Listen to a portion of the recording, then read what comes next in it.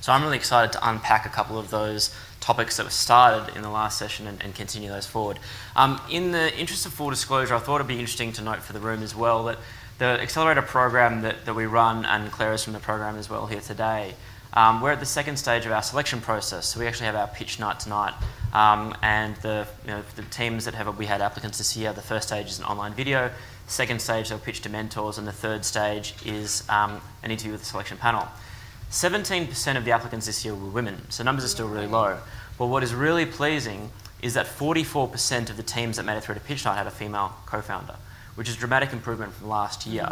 And so we've been tracking more of these numbers over time. 40% of the people who came through MAP's pipeline activities last year were women, which again is a dramatic increase from the year before.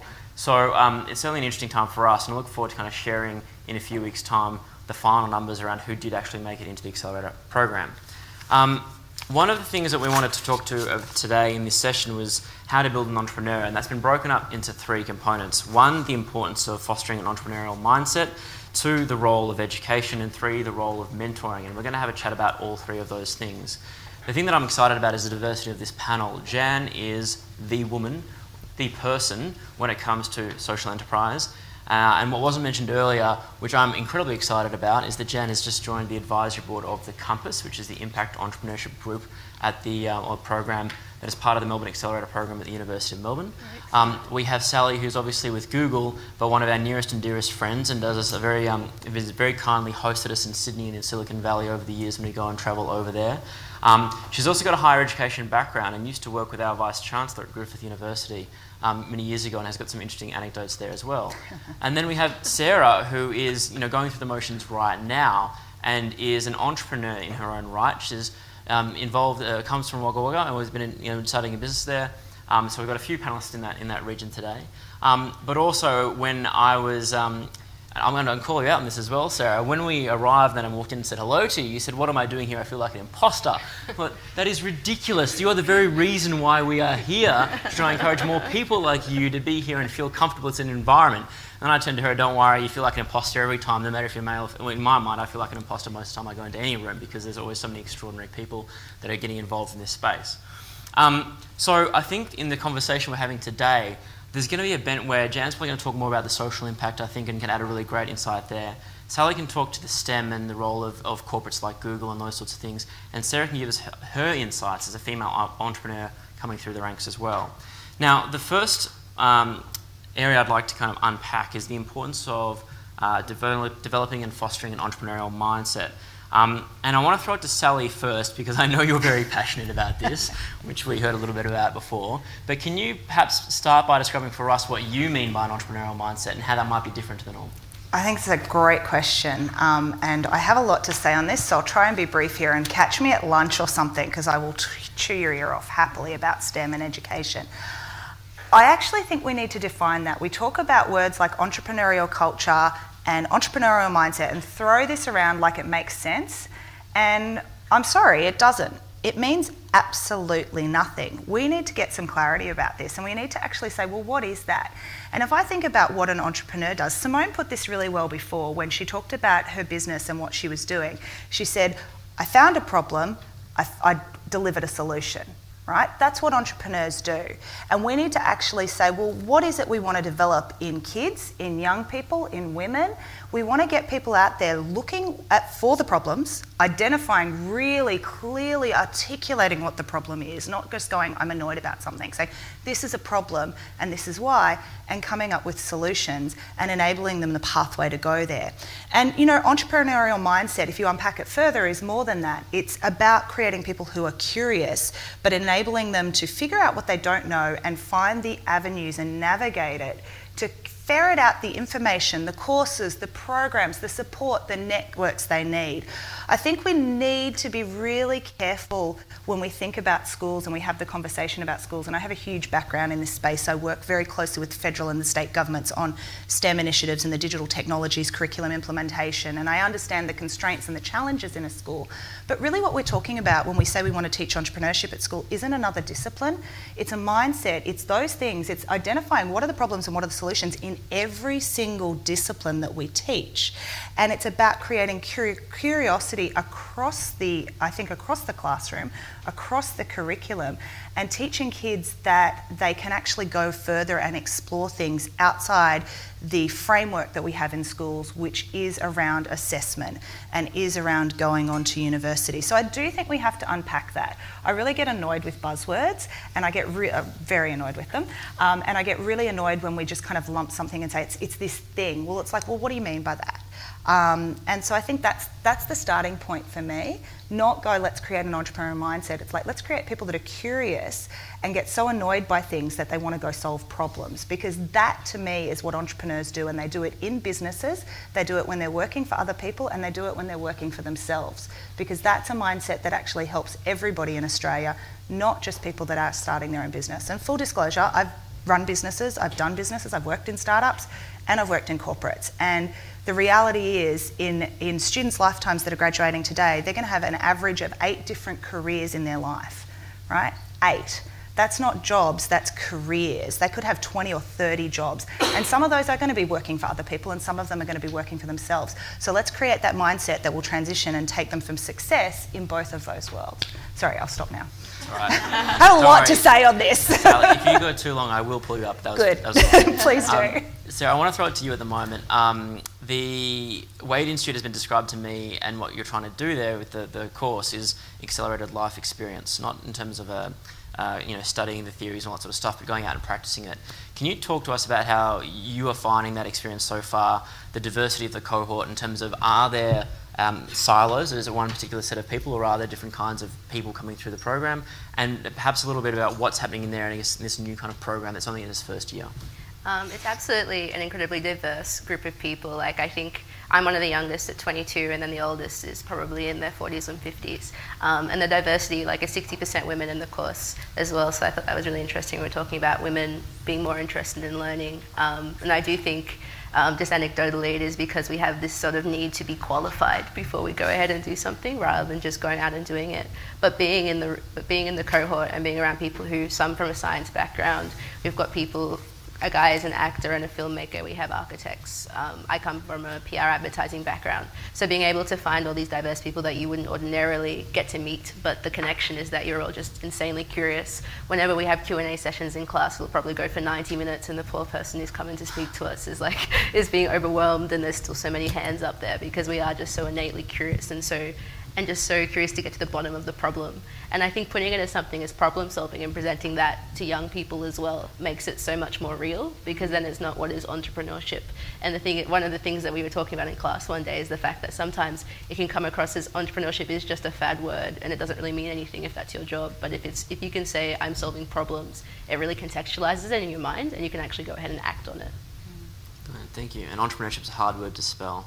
Always needs spell check. Jan, talk to us about how we can infuse more of a social mindset through, and increase even the diversity just beyond a sector, but also the impact that a business can have. We'd love to hear insights on that. Well, the education piece, I think, is core to this, and I think a lot of people in the room know that at FYA we run now the largest youth entrepreneurship program in Australia called $20 Boss with NAB. And so $20 Boss sets up a challenge over a couple of months where students in middle high school, year 7, 8, 9, 10, get $20, a real $20. There's the real bank involved. And in that month, they have to set up a business with a social purpose. So it needs to add value. It needs to be something that is valuable in the community or in the world. And then at the end of the month, they give the $20 back, and if whatever they make they can give to their school, put back into their business, or give to their community. Last year 7,000 students ran at this program across Australia. In our first week this year we've had over 7,000, and we're open for the next term. We expect to get 20 or 30,000 students. So we have now at scale the first program in Australia that's genuinely an entrepreneurship program ever in the country for young people, probably since Young Achievers, which was kind of back in the 70s and 80s and took a whole year of your life that you'd never get back. Time-bound stuff works with young people. So to Sally Ann's point, what is really interesting is that we've found all kinds of teachers using $20 Boss. it wasn't just the maths or economics teachers or the social sciences teachers. History teachers have worked out how to use $20 Boss. Geography teachers have worked out how to use $20 Boss in their class. This has become an immersive learning program where young people are literally trying to solve problems with innovative approaches and using entrepreneurship to do that. The things I loved about $20 Boss is how people immediately pooled their money. So this wasn't, I love Tony Wagner's from Harvard's view that innovation isn't a team sport. Sally and I sat on a panel with him a few weeks ago at PwC. Innovation is a team sport. It's not something that you have to go and do by yourself actually in your garage. And to see young people join forces, pool their $20 immediately was brilliant. The other thing is, in a class of 35 students, not everyone's an entrepreneur. And by the way, they don't need to be. That's not the point of $20 Boss. The point of $20 Boss is there are a set of skills and mindsets and capabilities and attitudes that you can learn. And we divide the teams up into hipsters, hackers, hustlers, and they self-select. Everybody knows that the hustler's the one who's going to sell the idea. Everyone knows the hipster's the marketer. Everybody knows the hacker's the tech person. It was incredible watching the kids say, I don't have an idea, but you know what? You all need a website, and for $5 each, I will build you one. And the kids who are always drawing saying, you know what? I'm a designer, you need a logo, $5 each, you've got a logo. And on and on and on it went, because in that microcosm, which is actually the ecosystem of entrepreneurship in the classroom, it all plays out, and it was beautiful to watch. My favourites were the boys from Alice Springs, and by the way, we point this program at every level of education, no matter where you are. The boys in Alice Springs who looked around their school and thought their teachers were a little on the chubby side and decided to set up a boot camp for teachers. And they guilted the teachers into boot camp 3 days a week. And the teachers can't say no because they're doing $20 Boss. And at the end of that, they basically took that business out of the school after only a month, and it's still running. Now that is the kind of stuff that happens. So young people have an interest in this. Immersive learning is the only thing that's cutting it in any classroom ever in the country. It's all about immersive learning. We have a generation of young people who are tactile, curious, interested, want to do, as well as talk and learn. And I think that education is key, and all the international research says go hard, go early. So we have a junior version of our program that Creel Price set up called Kidpreneur, which happens in primary schools.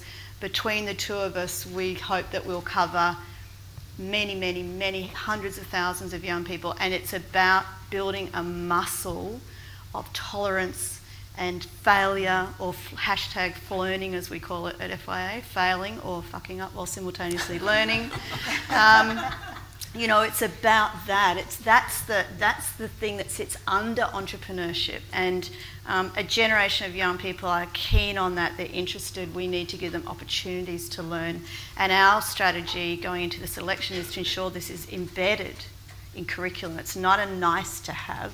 It's now a must-have, because economically, with 30% youth and underemployment in this country, we need other avenues and pathways, and we better stop talking about it, and we better get on and do it. And entrepreneurship has to be one, not the only, but one of those pathways that we open up and provide. And that's why the higher ed piece is obviously critical as well. Fantastic, thank you. You certainly work with some audacious entrepreneurs.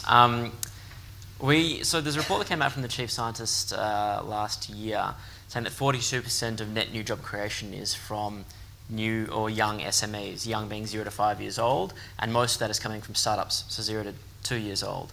So there's now a major economic imperative that if we want to enjoy the prosperity into the future that we've enjoyed in the past, that's going to come from people starting businesses, building those businesses with a global mindset and thinking about how they can scale them earlier rather than later. The role of education in that is critical, and I think that's why it's really important that schools, primary and secondary, and universities get involved to legitimise entrepreneurship as a career path and remove the stigma that we heard about in the previous panel session around parents not wanting their kids to be involved in entrepreneurship because it's too risky, go and do something else. And so the whole reason we're here today is to talk about how we can improve conditions for female entrepreneurs and how we can foster that greater sense of female participation in entrepreneurship. So some of the things we've heard today are around women like to be perhaps more prepared and learn more about things. There's a greater participation rate of women in the Wade Institute Masters program than men.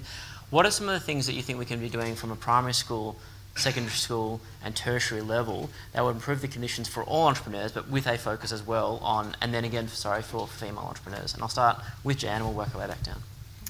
Well, I think Dom made a really good point earlier when she said that parents are key. So one of the strategies that we have around this kind of enterprising skills strategy that we want to see in Australia is ensuring that parents and teachers know about the future. And that's why at FIA we've done a series of very in-depth reporting in the last 18 months about the future of work, or the new work order as we call it, because information is power in this game.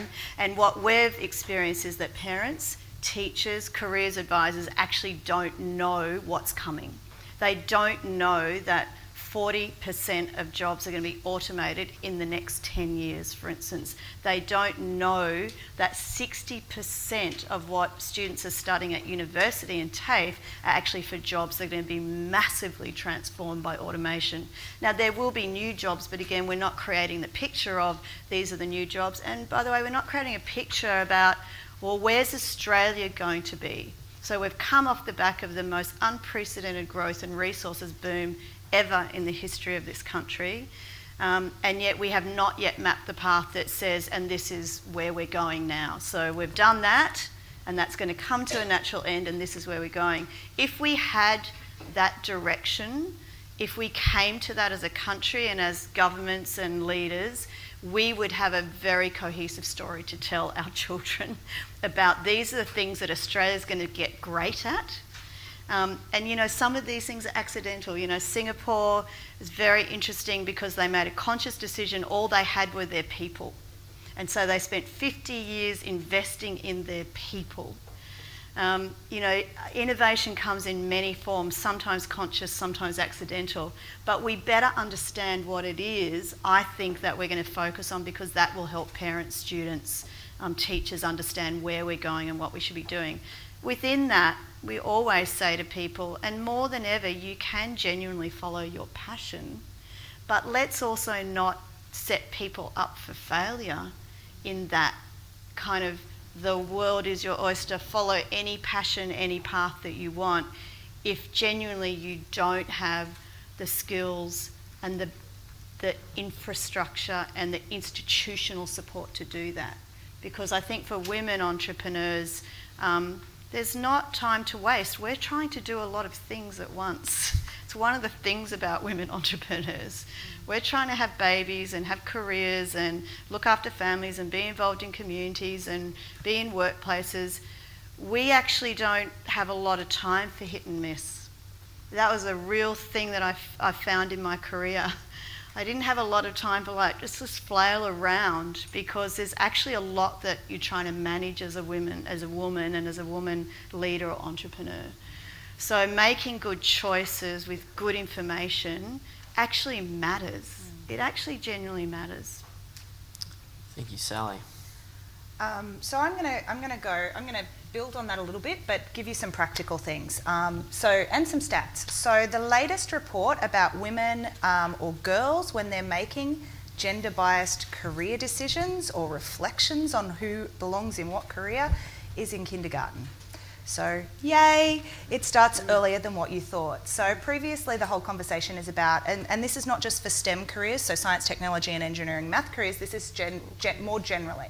Right, so as a community, and I'll come back to the education piece in a moment, but as a community, each and every one of us has a sphere of influence within which we work and have an opportunity to have a say and influence. We need to be influencing television storylines and the role of women in home and away, in, I don't know, whatever people watch. I don't watch a lot of TV, right? In whatever, Orange is the New Black, whatever you're watching in Netflix, you actually need to champion producers, and that's probably a bad example, but all women. I know, okay, but we need to. Sally, we're going to have to wrap this up. No, but so So there is a role to play, right? We actually have to change that because girls are not just making assumptions based on what they see in their family.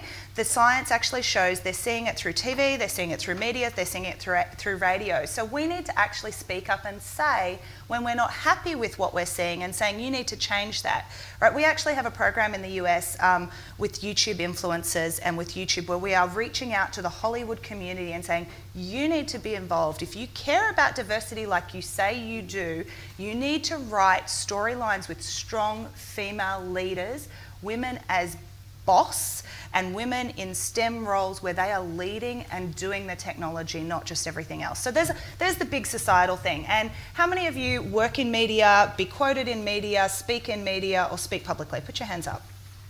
Okay, for the rest of you, you should find opportunities to do that. Don't be shy about it. When somebody comes and asks you to do it and you think, I'm not the right person, get over it and say yes, because you have a responsibility to be part of the change that you want to see, right? And I've had to have this talk said to me, so it's okay for me to say it back to you because it's a lesson I've had to learn, right? So that's the first one.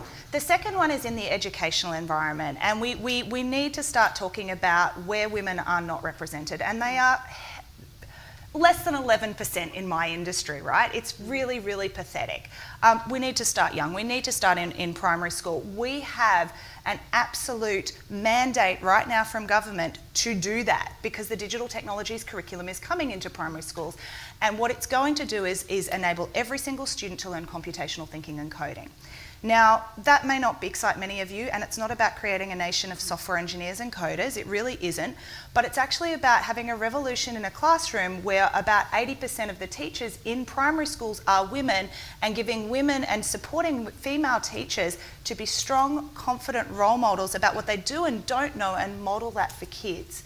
And that's going to happen through this transformation if we can get it right. And there's tons of initiatives we have in this space, and lots of people in this room are part of those. So talk to me later about that stuff. I think the third thing that we need to do, and we've all kind of touched on it, but I want to elaborate this further. We have to change, and this is every point in the supply chain around education, has to change the way that we talk about careers. Currently, still, if you pick up a university brochure, it will say, do accounting, become an accountant. Do medicine, become a doctor. Do law, become a lawyer. Please don't do that because actually we have an oversupply of law graduates right now, and if you go talk to them, and some engineering graduates, they're actually telling you how hard it is for them to get a job. So please don't tell your kids that. If you want them to actually just make a lot of money, tell them to do computer science because we have an incredible shortage in this country, 4,000 graduates a year, by the way, that's it, to do that. But what we need to do is not talk about career titles and job roles, and that's the problem, right? We're still in this mindset of a job for life and stay in a place for 10 years and 20 years. So it's not about creating a job or just being an entrepreneur. It's actually going, you know what, the honest thing is you are going to have many different careers and roles in your life. How do I equip you with skills that will transfer and resilience that you can take them anywhere you go? So, resource that changes this narrative, which we're trying to model to the market, and thankfully our university partners are on board with this, which is great. And this is for computer science particularly. We have a careers guide that we put out with Refraction Media. It's free. We send them out to every single high school in Australia called Careers with Code. Go online, careerswithcode.com.au. We don't talk about do this degree, become this. We say, here's this person, this is the problem that they're trying to solve in the world. Here's the computer science in it, here's the business in it, here's the accounting in it, here's the fashion in it. Look at what they do, isn't that cool? Oh, by the way, if you want to do that, here's where you can learn how to get some of those skills, right? That's the narrative that we need to have and change. But that requires all of us to change the way we talk about work, the way we talk about careers, and actually to help teachers and parents and students who are the number one influencers in what kids do in that conversation. So there's some practical things that you can do. And get involved. We all have a responsibility in this place. My number one thing is we always say, well, government should do it, or you should do it, or education needs to change. Actually, we all need to change, and every single one of us has a voice and a sphere of influence, and I want to see us using those to the full capacity that we can individually, because that's what makes a collective change and social impact. Thank you, Sally. That was Sorry. Powerful, passionate. You got me in my soapbox. Jan and I agree, though. We do. Yeah, On everything. I'm not going to get you too started. I think two things on that. One, I need to give you some University of Melbourne brochures. And secondly, I don't think that we can look to government to lead this, because there's a great book called Startup Ecosystems by Brad Feld. I'd encourage all of you to go out and get a copy. Talks about how Brad Feld was one of the pioneers of developing an ecosystem in Boulder, Colorado. So a very small town, but a disproportionately large amount of entrepreneurship occurring in that ecosystem. And they talk about the key players being the leaders, and those are the entrepreneurs in the region who are role models and who can influence things. And you need to have a good university in that area. You need to have somewhat favourable conditions from government, but government won't be able to lead it, just given the very nature of government, a lot of inertia. And you also need to have mentors who are willing to give back both their time and their money to invest in the next generation of entrepreneurs, which leads me on to Sarah. So, next generation of entrepreneur, what do you think about the role of education, and why did you decide to enrol in the Masters of Entrepreneurship, and what are you looking to do over the next few years with that degree that you'll come out with at the end of this year? Well, I ended up enrolling in the degree. I was actually meant to do law this year.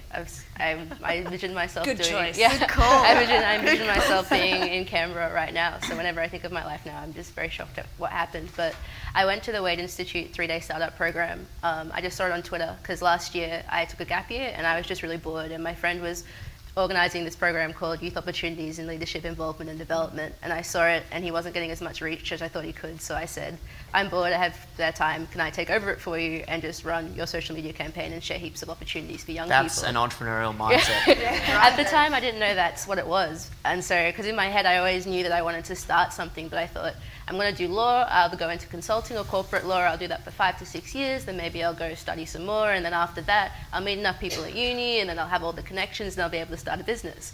But then, so when I was on my gap year and I was doing that, and I went traveling, and then people were like, so what are you going to do with your life? And I told them that this is my very clear plan of 5 years of doing this, this and this. They said, if you already have all these ideas, why don't you just start? And I didn't have an answer, and then I thought about it, and then the thing with Wade came up when I was doing the young opportunities thing, and I posted and shared it, and then the program manager there, Georgia, said, do you want to give this a go? And I was like, I'm not doing anything, why not? I went there, ended up really loving it, and then I thought, I'm 22, I don't have any money, I don't have a job, what am I giving up exactly by going and doing this degree? Nothing, I had everything to gain.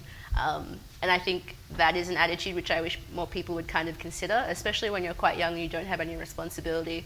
Because I'm very fortunate, like there's so much discussion about having children at the moment, and that's not the situation that I'm in. And I think if I was to do that 5-year plan and do that, then I probably would have been in that situation where I would like have children and then not be in that position to be able to just jump out and do it. Or well, you still can, but it'll be so much more difficult. So then I thought, if I have nothing to lose, I've got 10 years of where I can kind of jump around and fail fast and kind of meet new people, then why not take up the opportunity? And so I did, and then once I started at Wade, I also applied for the Social Traders Incubation Program, and that's when I started doing the thread, and I was talking to Sally about it earlier, and just teaching rural students about entrepreneurship as well, so that they have that same kind of, I have all this time, I have no responsibility, I can start a website in 2 seconds and put it together, I can just reach out to someone and see something that they're doing and you think, I could help you out, can I fix it for you?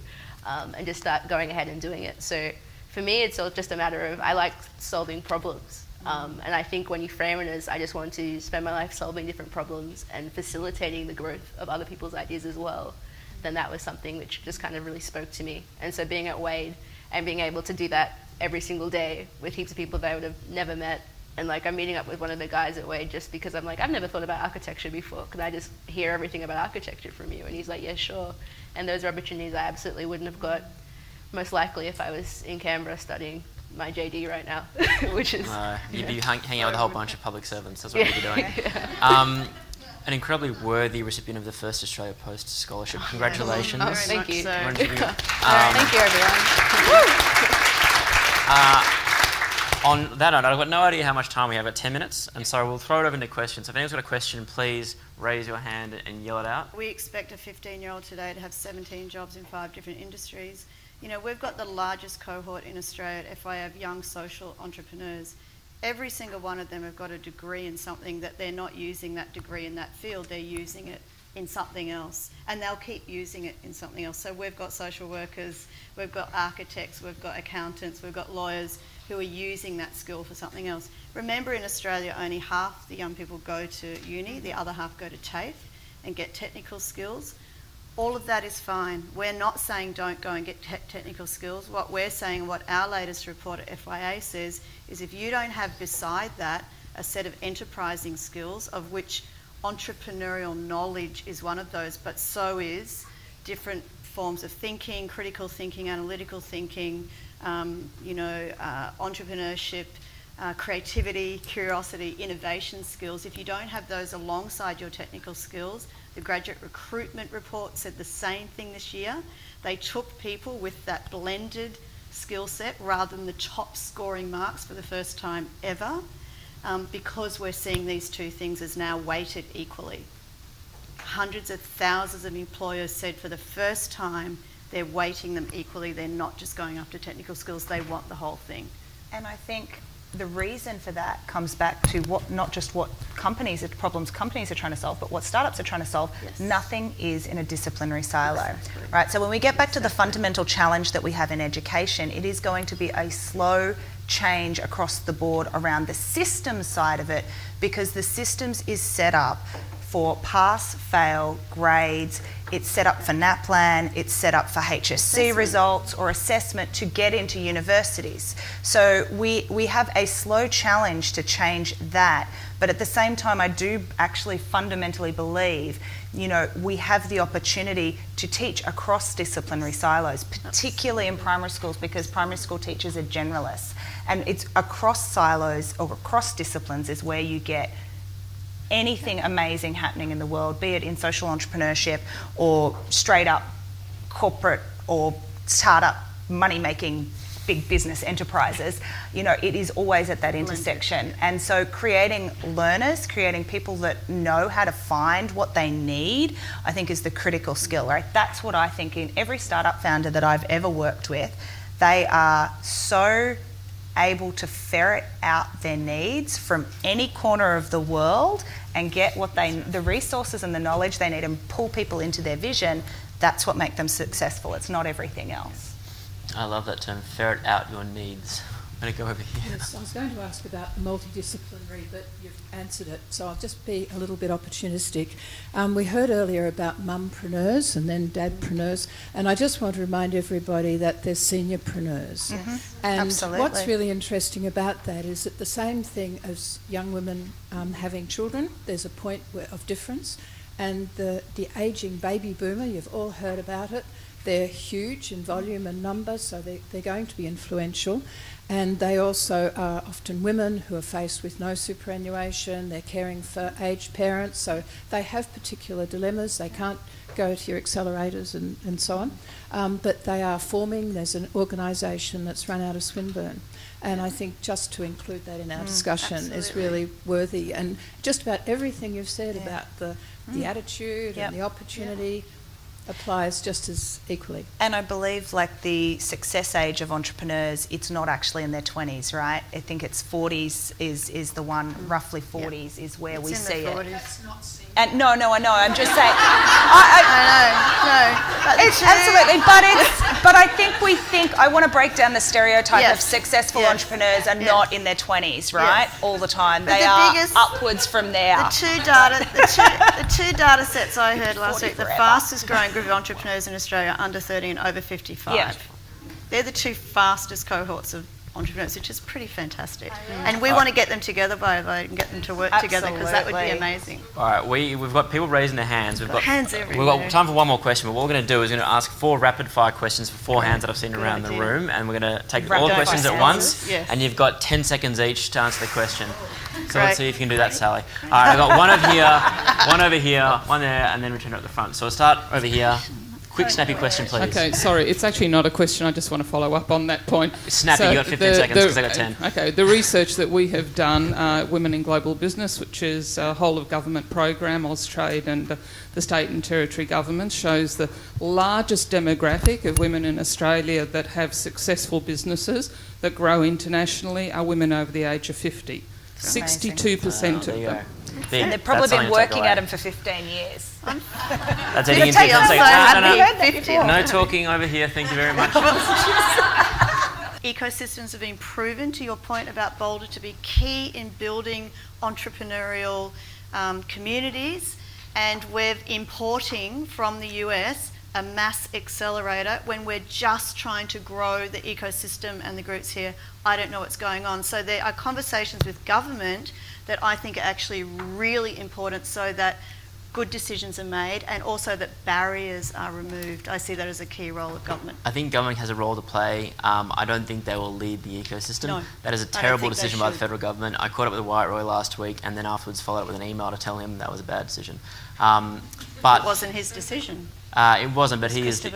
It was, but it's interesting. I've visited Mass Challenge. We have gone and seen them. They wanted to run a great program, but we have great homegrown programs too that can be supported. Sally, role of government. Get out of the way, Yes. and remove the friction where in the areas that they have a responsibility for, which is not everything, right? That said, plug for people that work on advocating for change to government at a federal level. If you don't know about Startup Oz and you haven't read any of the reports, the Crossroads reports that they've been putting out for the last few years, get involved, have a look, startupoz.org, not-for-profit that formed out of the ecosystem a few years ago at a meeting in Melbourne that a lot of people in this room were at. Sydney, actually, it was in. I lied. But that's okay. There is Melbourne board members. You need to get involved in that sort of stuff. And those recommendations around the policy changes that are good for startups and will remove some of the frictions that we see, great. But honestly, they need to get out of the way a little bit and we need to take the ownership. If I said to you, who's going to make your business the most successful, you would say me. Right? So it is kind of on us to do that and lead the way. And I think as Australians, sometimes we look to government for all of the answers, and I kind of see, take what we can from them, influence them to do what we need them to do, and then ask them to politely to get out of the way and let me go forward and think bigger. Brilliant. Sarah, quick pitch on mum time. M time. Can I half jump to answer her question? We're going to come back to that, don't worry. So pitch? Pitch, give us your elevator pitch. You've been practicing this for the last few months, I hope. So you've got 2 sentences. What is your business do?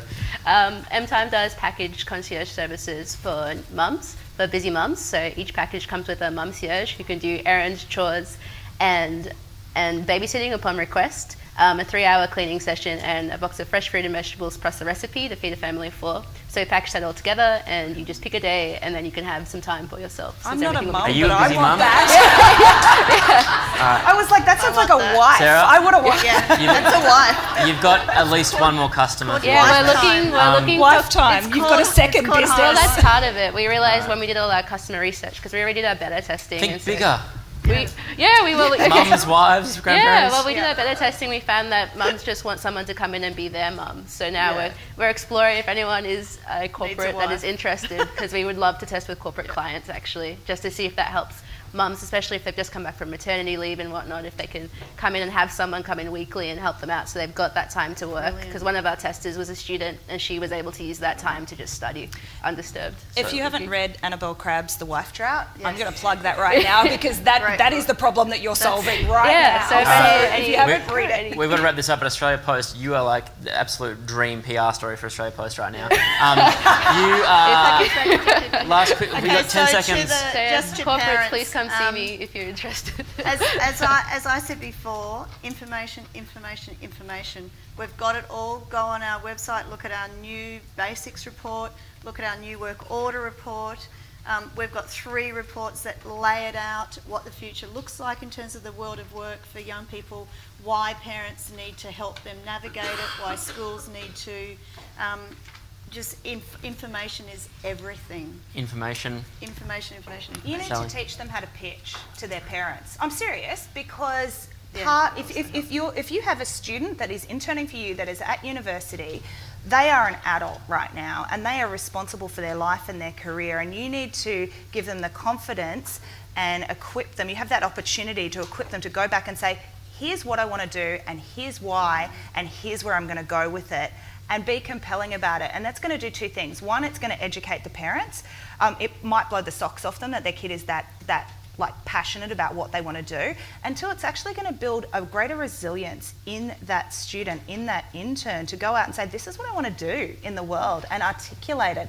And if they can't articulate that to their parents right now, how the heck are they ever going to articulate it when they start their own business? So I think teach them to pitch. Sarah.